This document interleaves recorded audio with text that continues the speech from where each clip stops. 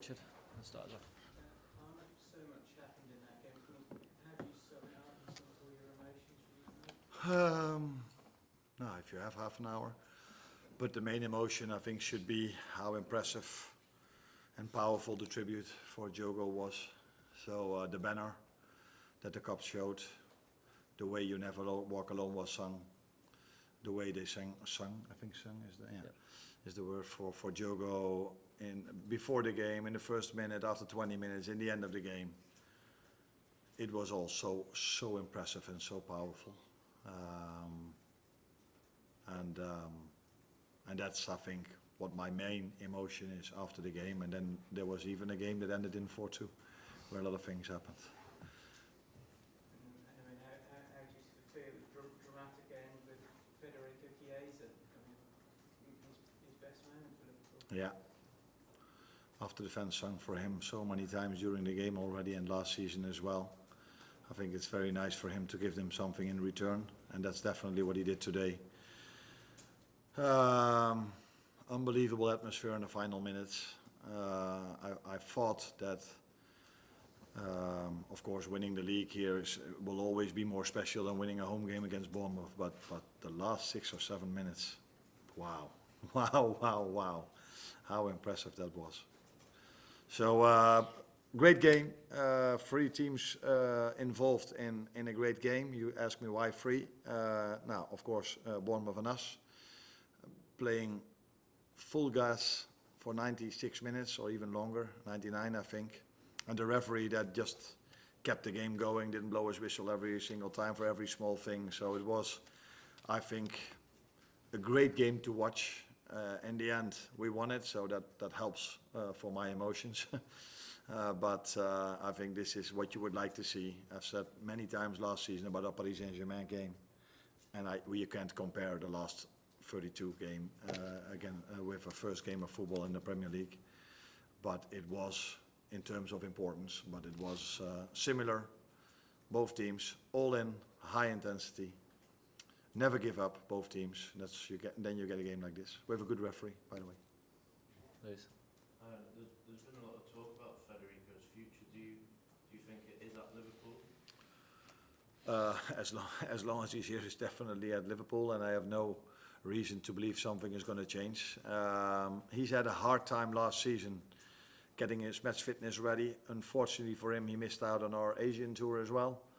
So then you miss quite a lot. Not only him, Joe Gomez the same.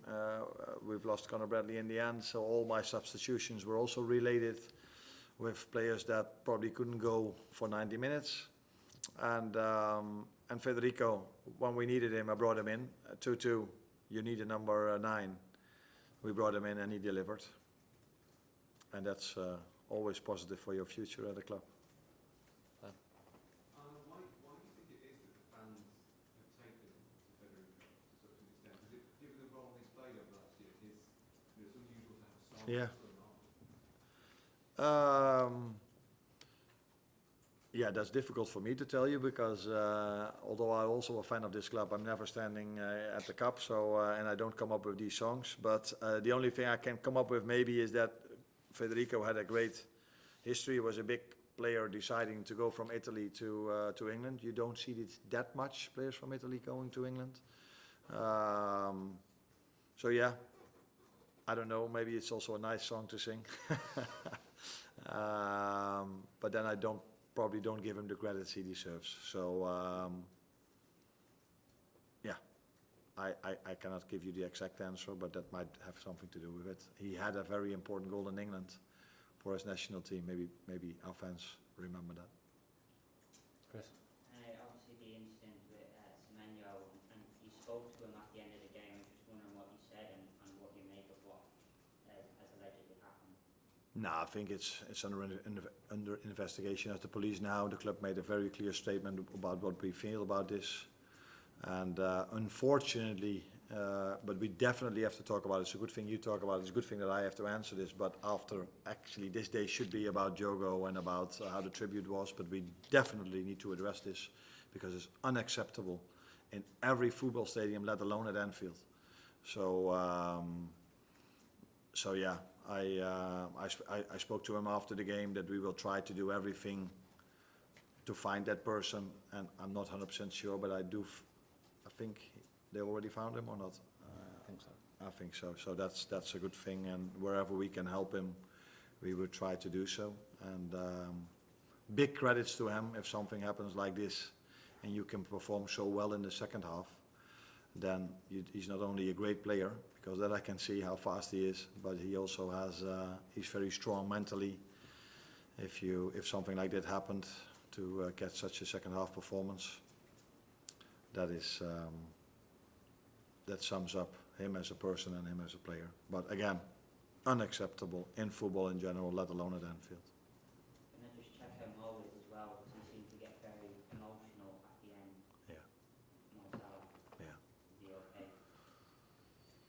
Yeah, I think we all. I'm not sure because I didn't ask him, but when I actually didn't want to go in after the game because I found it so special how our fans reacted today and how they kept on singing the end of the game for Diogo. And I think the whole tribute, the whole day, the whole game is every time you think you cannot expect more from Liverpool fans, they top this or they overperform. Because again, what a tribute, and I think Mo felt after the game how special that was, and probably he also felt the emotion because we all knew his family is here, his wife is here, his children are here. And for them might be special to hear how much he's loved over here and what the fans had the banner and what they did. But we also feel the emotions of how much grief they still have. And that mixed emotions maybe led to Mo being emotional, and I think I felt the same without being in tears, but I definitely felt the same emotions. Last question here, please.